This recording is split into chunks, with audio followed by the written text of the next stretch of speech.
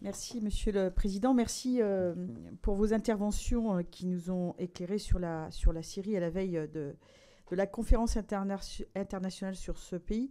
Moi, je vais évoquer un terme qui a déjà été évoqué, mais je ne vais pas revenir aussi sur tout ce qui a été dit, mais je voudrais juste vous poser une question sur notamment les chrétiens d'Orient et quels sont pour vous les instruments financiers et quels sont les mécanismes de protection particuliers que la France pourrait mettre en place au niveau national ou européen pour soutenir les minorités ethniques et religieuses menacées de disparition en Syrie, et tout particulièrement, comme je le disais, les chrétiens de Syrie qui ont perdu 80% de leur communauté en 13 années de guerre. Merci. Merci beaucoup, Madame Tannous.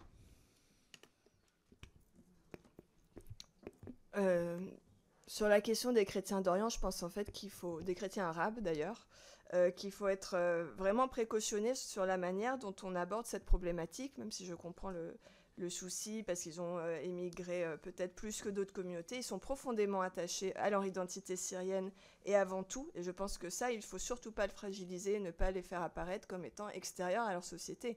Ils sont d'abord syriens.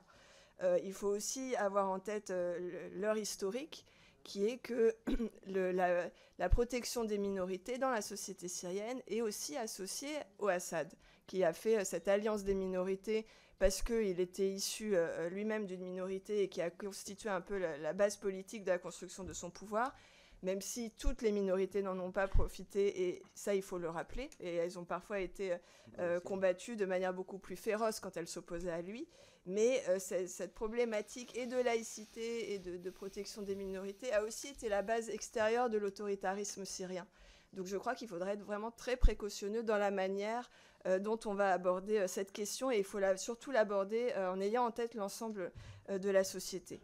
Et je voulais juste revenir sur deux points antérieurs, si vous me permettez, sur l'opposition démocratique qui est revenue à Damas, et j'ajouterais que la coalition de l'opposition s'est dissoute. Elle a fait le choix de se dissoudre.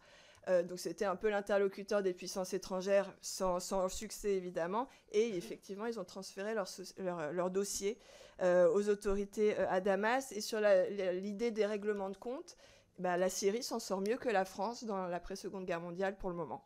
À titre de comparatisme, s'il y en a un qui fonctionne, c'est peut-être celui-là.